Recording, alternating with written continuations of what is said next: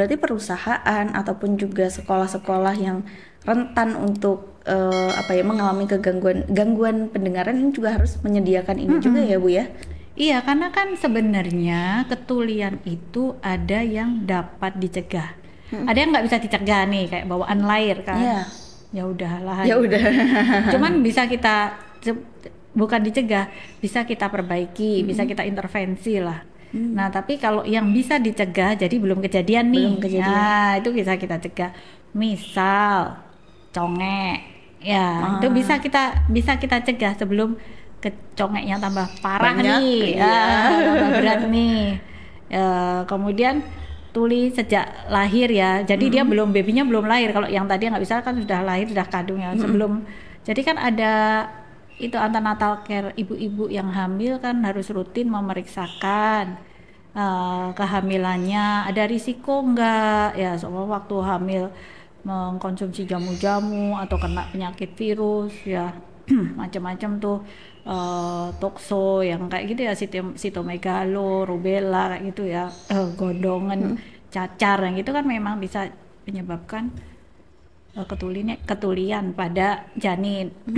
Kemudian juga kena bising yang tadi sudah kita bahas ya, kemudian tuli pada orang sepuh ya, sama kotoran telinga itu kan bisa dicegah. Maksudnya kalau walaupun ada kotoran telinga bisa diambil kan, jadi udah nggak tuli lagi. Pada orang sepuh begitu kerasa sepuh ini kita anggap 40 ke atas ya, ada gangguan, langsung aja harus segera kita lanjutin, bukan nanti beres-beres sendiri ternyata udah sekian tahun ya. Iya, berarti seusia 40 ini juga kita harus ini ya, harus peduli juga ya dengan kesehatan telinga kita. Kalau kita sendiri yang punya badan nggak peduli, mosok mau tetangga kita yang peduli, nggak mungkin ya. Iya, benar-benar. Ini termasuk ada perawatan telinga juga ya Bu ya? Betul. Jadi ini ya yang bisa kita, yang hal sederhana lah yang bisa kita share ke masyarakat adalah kotoran telinga ya. Itu mesti masyarakat bilang suka dikorekin nanti keluar kuning-kuning, coklat-coklat, apalah itu ya kan.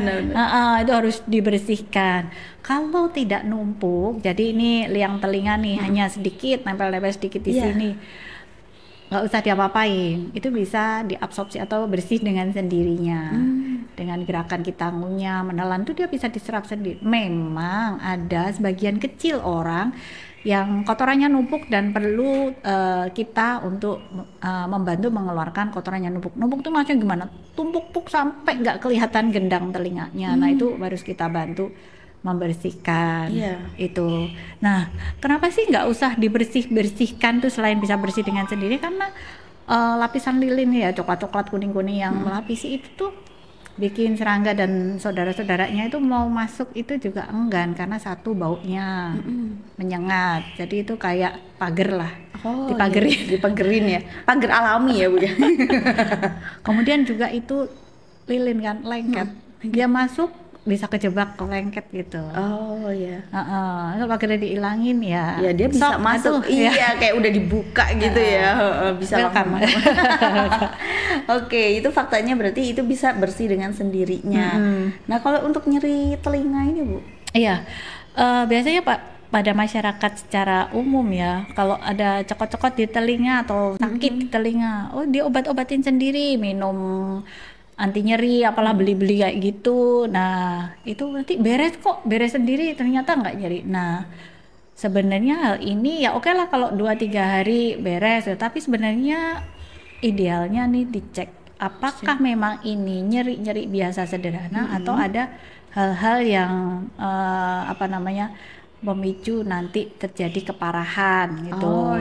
Takutnya tambah parah. Iya, karena kadang biasanya nih kalau di masyarakat kita di sini nih, karena sering dikorekin, entah jari, entah tisu dipelintir, entah kertas dipelintir, cotton bud, kunci kontak, stainless ya. Iya. Pokoknya benda-benda yang bisa, bulu ayam apa aja deh. Peniti, ya katanya geli-geli enak itu. Aduh ya. Benar-benar. Bikin liar-liar kalau tidur gitu. Nah padahal seperti itu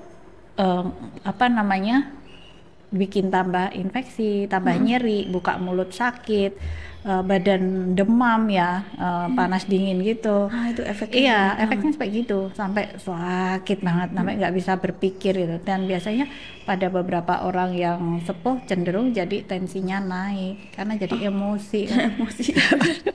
Bukannya sembuh malah jadi nambah parah gitu ya Bu ya. Makanya cotton bud itu bukan hal yang biasa untuk telinga sebenarnya. Sebenarnya memang itu bukan untuk telinga cotton bud itu ya. Mungkin ngebersihin di luarnya aja daun telinga gitu ya Bu. Kalau enak daun telinga pakai kapas aja, kapas kosmetik, kasih baby oil atau olive oil atau minyak goreng bersih. Ini daun telinga depan belakang digosokin gitu aja udah clear gitu, bagus. Dan itu juga nggak sering-sering lah, seminggu atau sebulan sekali cukup. Cairan dari telinga. Yang kopokan itu yang itu. tadi. Kadang pada beberapa orang sedikit wajar, anak kecil-kecil kan banyak, atau bahkan pada beberapa orang dewasa juga. Ini wajar, memang telinga kadang suka loh. Normalnya telinga mah kering. Iya.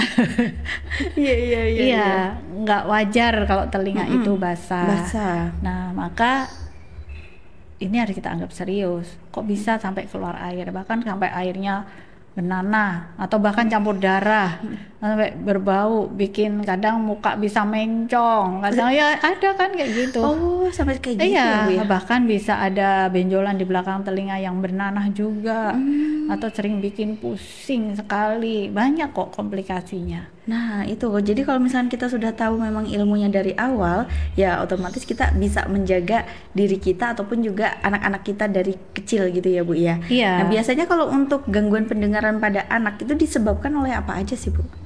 Ya, pada anak sih kebanyakan kotoran telinga ya, pada yang anak-anak yang wajar ya, yang sehat, yang nggak ada kelainan bawaan ya, biasanya kebanyakan itu kotoran telinga. Kadang di sekolah diajar guru, dianggap gurunya males gitu, tuh ndablek gitu ya. Padahal bukan males ndablek, mungkin dia nggak dengar. Nah itu kurang gitu ya.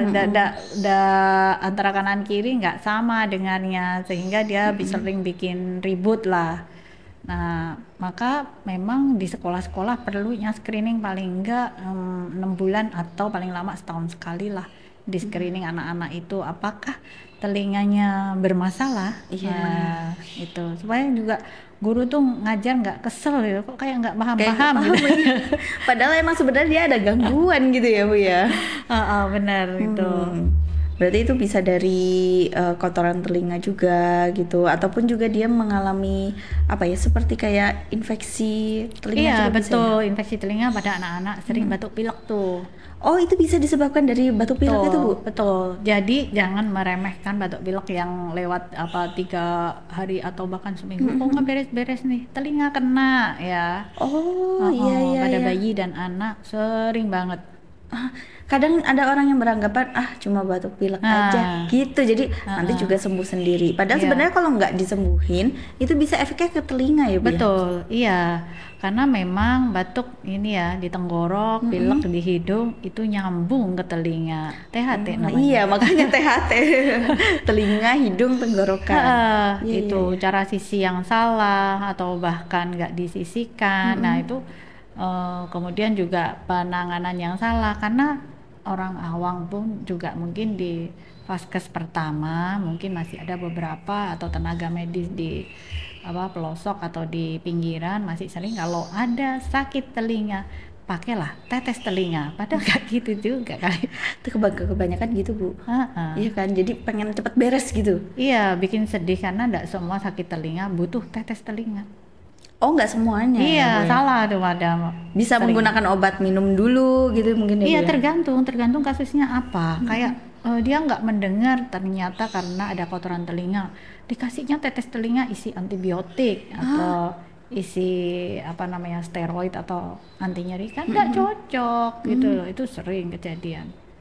Ujung-ujungnya larinya ke Bu Dokter lagi. Iya.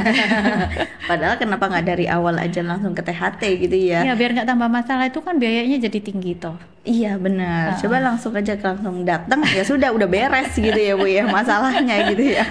Berarti kita juga harus memperhatikan kebiasaan anak ya Bu ya, untuk menghindari anak ini terganggu pendengarannya. Betul. Jadi anak-anak ini kan sejak awal dipahamkan, dan anak adalah peniru paling baik ya. Orang tuanya gimana sih kehidupan sehari-harinya untuk kesehatan tuh, suka ngorekin telinga pakai alat apapun, atau kalau batuk pilek juga dibiarin atau gimana, ini nyontoh.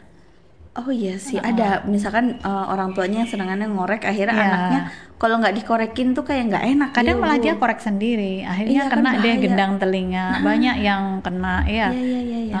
Akhirnya yang jebol, yang bolong, yang apa ya, karena itu. Jadi gimana ya, mohon kesadaran semua pihak ya. Kadang yang susah ya sebagai orang tuanya, karena sudah kebiasaan dari dulu kan ngorek-ngorek gitu, Bu. Heeh. Padahal sebenarnya itu sudah harus di stop, biar udah berhentinya di kita aja, maksudnya di orang tuanya aja, jangan anak-anaknya jadi ikut-ikutan nantinya kayak gitu.